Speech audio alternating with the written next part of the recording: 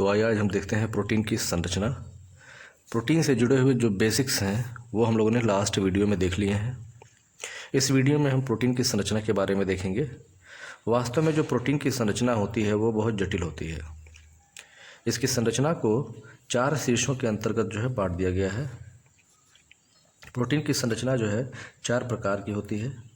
पहला है प्रोटीन की प्राथमिक संरचना, जिसको हम 1 डिग्री स्ट्रक्चर भी कहते हैं, और यही प्रोटीन की सबसे सरलतम संरचना होती है।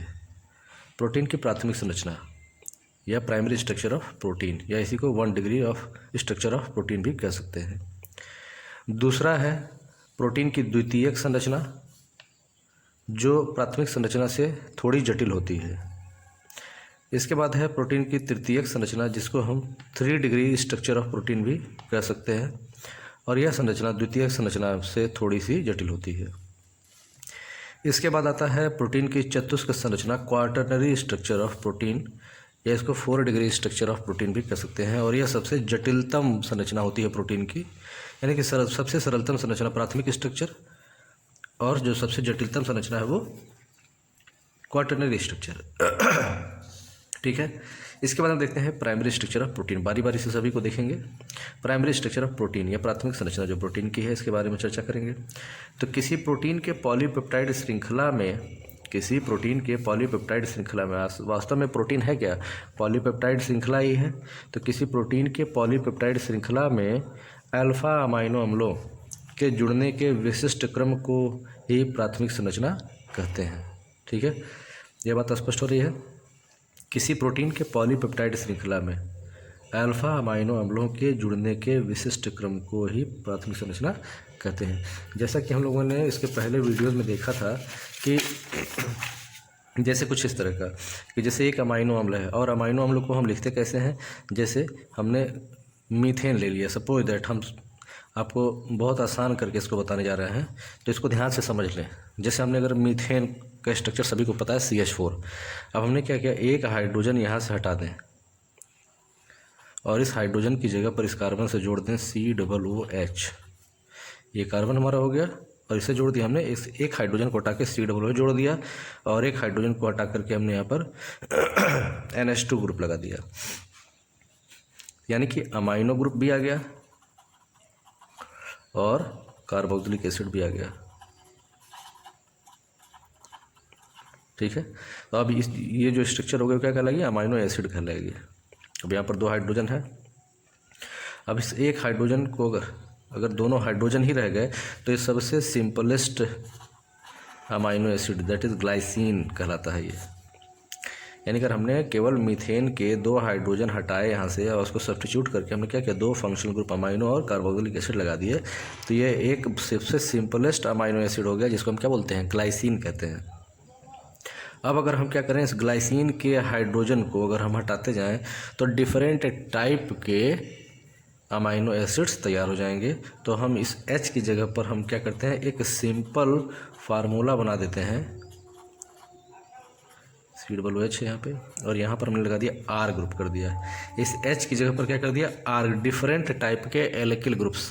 ठीक है, डिफरेंट टाइप के एल्किल ग्रुप्स लग जाएंगे, तो ये डिफरेंट टाइप के अमाइनो एसिड्स जो है वो तैयार हो जाएंगे। बात क्लियर हो रही है? अगर हमने इस R ग्रुप को अलग अलग लगाना शुरू किया तो हमें अलग अलग तरह के अमाइनो एसिड्स मिलते रहेंगे। अब होगा क्या, 2 अमाइनो एसिड्स, अब वो सेम भी हो सकते हैं, डिफरेंट भी हो सकते हैं। तो क्या होगा, जब 2 अमाइनो एसिड्स आपस में मिलेंगे इस तरह से, प्लस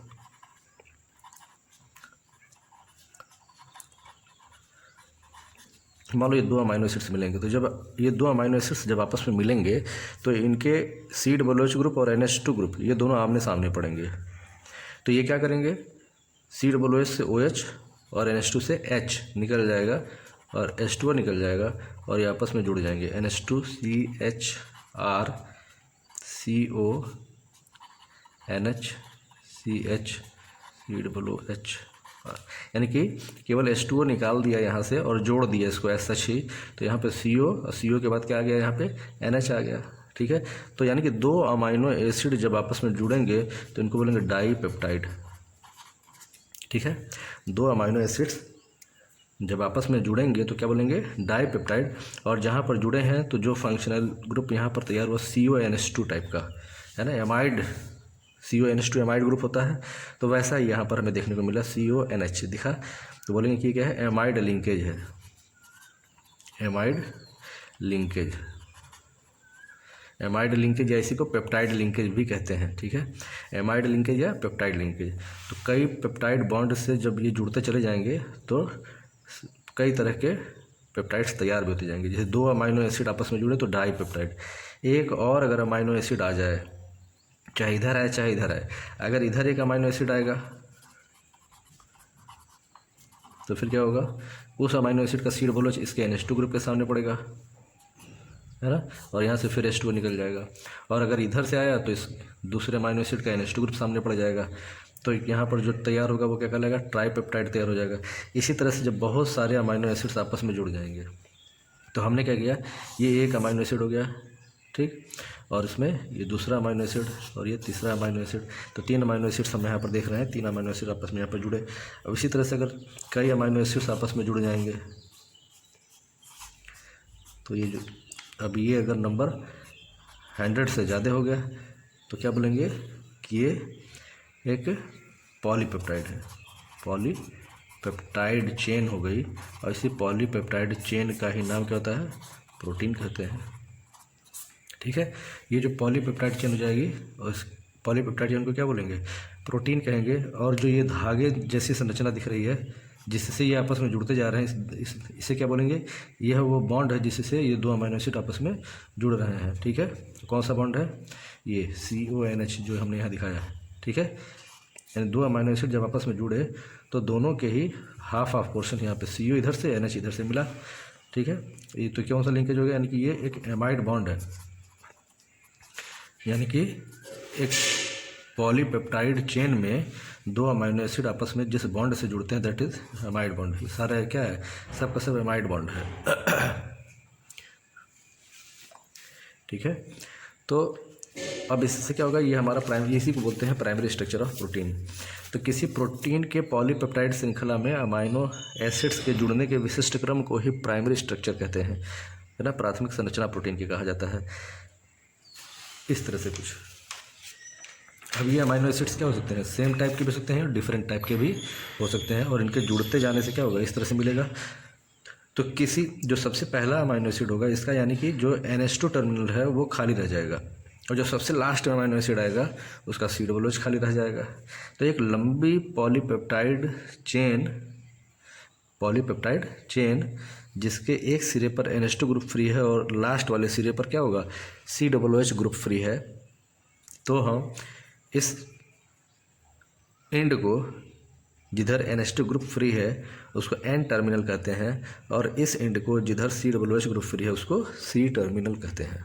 ठीक है, तो वास्तव में जो प्रोटीन की ये जो विशिष्टता है कि इसमें अमाइनो एसिड्स एक व्यवस्थित क्रम में जुड़े हुए हैं। ठीक है, यानी कि कह सकते हैं कि प्रत्येक प्रोटीन श्रृंखला में या प्रत्येक पॉलीपेप्टाइड श्रृंखला में अमाइनो एसिड्स का क्रम निश्चित होता है।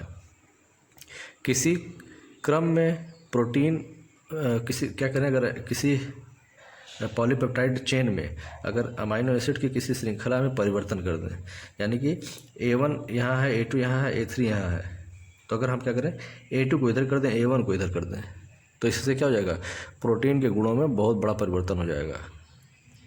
यानी कि यह जो प्रोटीन का जो काम है, यानी प्रोटीन के गुणों की जो विशिष्टता है वह अमाइनो एसिड के इसी सीक्वेंस पर डिपेंड करती है। अगर अमाइनो एसिड्स के ये जो सीक्वेंस हैं अगर इनमें परिवर्तन कर दिया जाए, आगे पीछे कर दें इनको या एक आध हटा दें यहाँ से, तो क्या हो जाएगा, उससे इस अमाइनो एसिड्स की जो श्रृंखला थी, पॉलीपेप्टाइड चेन या प्रोटीन की जो प्रॉपर्टी थी उसमें क्या हो जाएगा, चेंज आ जाएगा। यानी कि प्रोटीन की जो विशिष्टता है, उसके जो गुण की विशिष्टता है वो डिपेंड कर रही है किस पे, अमाइनो एसिड के सीक्वेंस पर टोटली डिपेंड कर रही है।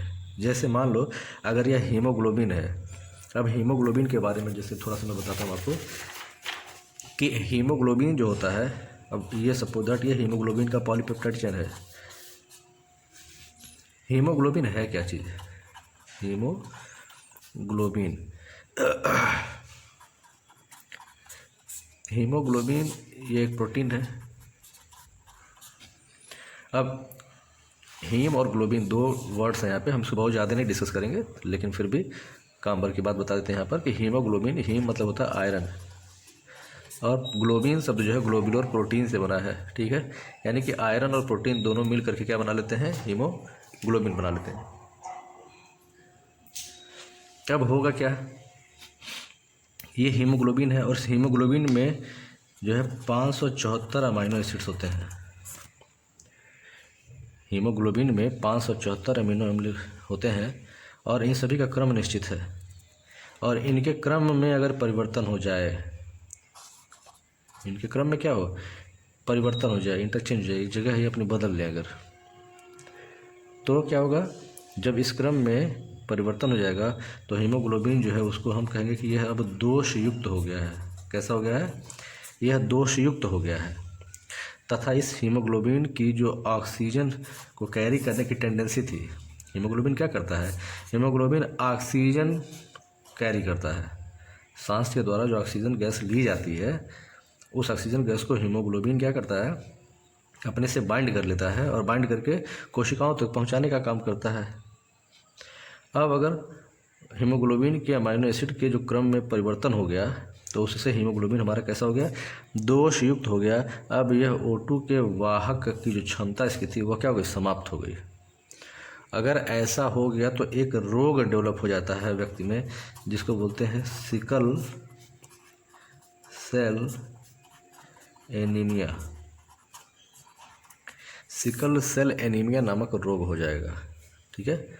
यानी कि जैसे अगर हीमोग्लोबिन के 574 अमीनो एसिड्स जिस निश्चित क्रम में जुड़े हुए हैं, हीमोग्लोबिन के 574 अमीनो एसिड्स जिस निश्चित क्रम में जुड़े हुए हैं, अगर इस निश्चित क्रम में कोई परिवर्तन कर दिया जाए तो हीमोग्लोबिन की जो प्रॉपर्टी है, जो इसकी विशिष्टता है ऑक्सीजन को कैरी करने की, वो विशिष्टता क्या हो जाएगी, समाप्त हो जाएगी और हीमोग्लोबिन दोषयुक्त कहा जाएगा।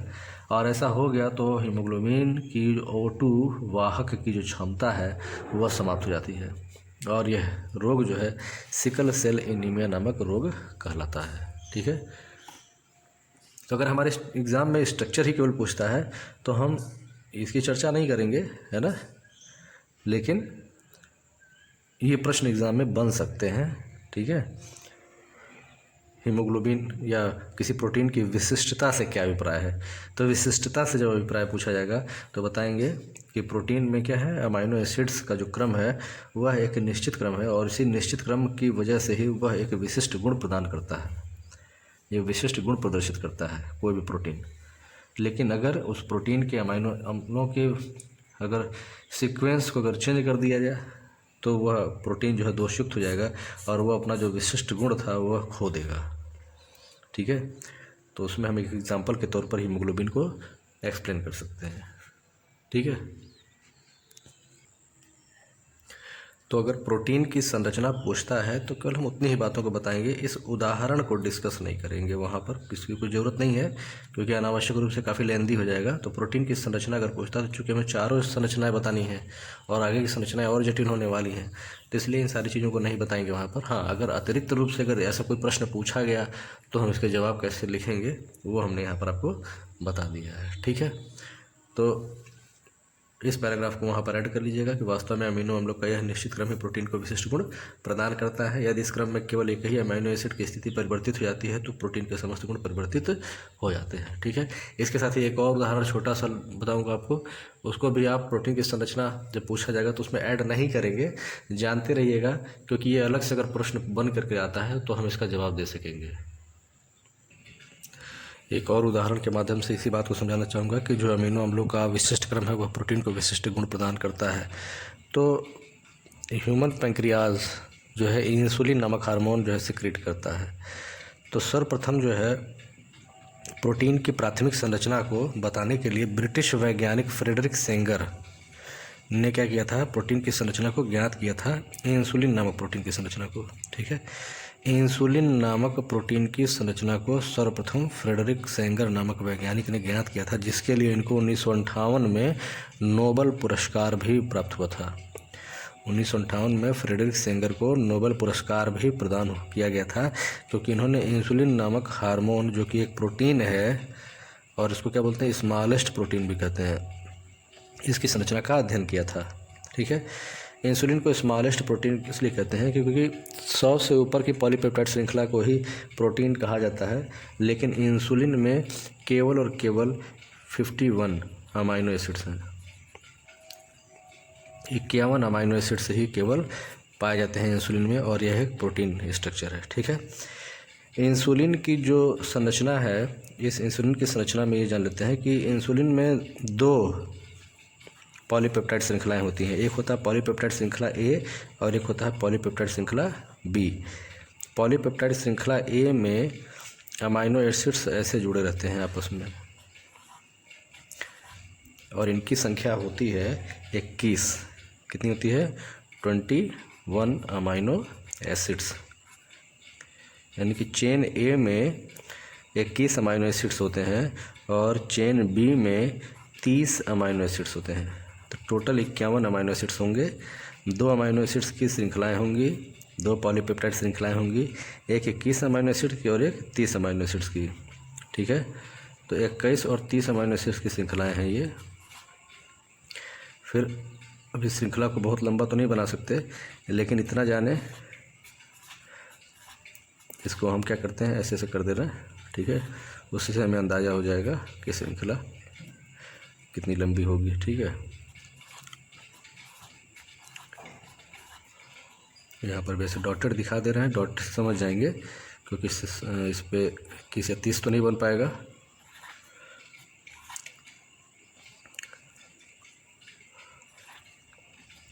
ठीक है, ऐसे यहाँ पे भी समझ लेंगे। तो ये टोटल कितने हो गए? 21 अमाइनो एसिड्स, इसमें हो गई 30 अमाइनो एसिड्स।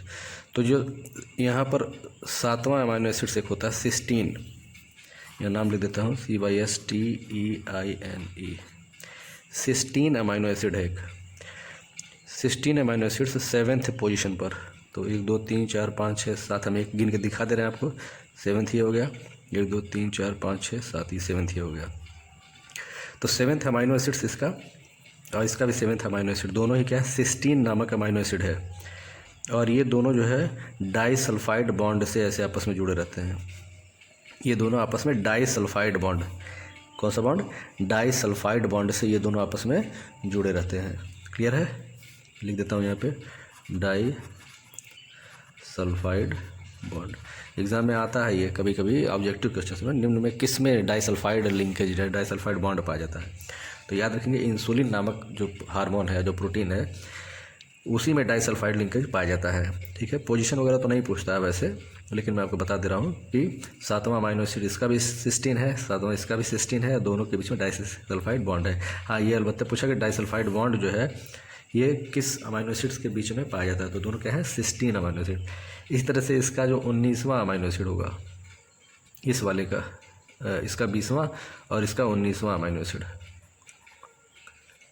ये दोनों भी क्या है, दोनों ही सिस्टीन है, और इनके बीच में भी क्या होगा, डाइसल्फाइड लिंकेज पाया जाता है। ये दोनों डाइसल्फाइड लिंकेज से आपस में जुड़े रहते हैं। बात क्लियर हो रही है? इसके अतिरिक्त ये जो सब छोटा वाला अमाइनो एसिड है, इसमें इंटरनल भी डाइसल्फाइड बॉन्ड पाया जाता है। ये जो छोटा वाला दिख रहा है, जो छोटे वाले में जो 6th पोजीशन पर है, ये भी सिस्टीन है, और एक इसी में 11th पोजीशन पर भी सिस्टीन पाया जाएगा। ठीक है, अब 11th कहीं यहाँ बीच में आ रहा है। ठीक, तो ये दोनों भी आपस में क्या है, डाइसल्फाइड लिंकेज से जुड़े रहते हैं। तो बात स्पष्ट होनी चाहिए कि 3 जगह पर डाइसल्फाइड लिंकेज बताया, 2 डाइसल्फाइड लिंकेज दोनों अलग अलग चेन के बीच में पाए जा रहे हैं, और एक डाइसल्फाइड लिंकेज जो छोटा वाला अमाइनो एसिड है, पॉलीपेप्टाइड चेन है 21 अमाइनो एसिड वाला, उसमें 6ठे और 11वें। और जहाँ भी डाइसल्फाइड लिंकेज बन रहा है, वहाँ पर अमाइनो एसिड कौन सा है, सिस्टीन है। तो हर जगह सिस्टीन है, तो इसलिए ये याद करना भी आसान हो जाता है। ठीक है, तो डाइसल्फाइड बॉन्ड से ये आपस में 3 जगह पर जुड़े हुए हैं। ठीक, तो इस स्ट्रक्चर को सबसे पहले जो है फ्रेडरिक सेंगर ने ही ज्ञात किया था। ठीक है, और उनके इस कंट्रीब्यूशन के लिए इनको नोबेल प्राइज़ 1958 में मिला था।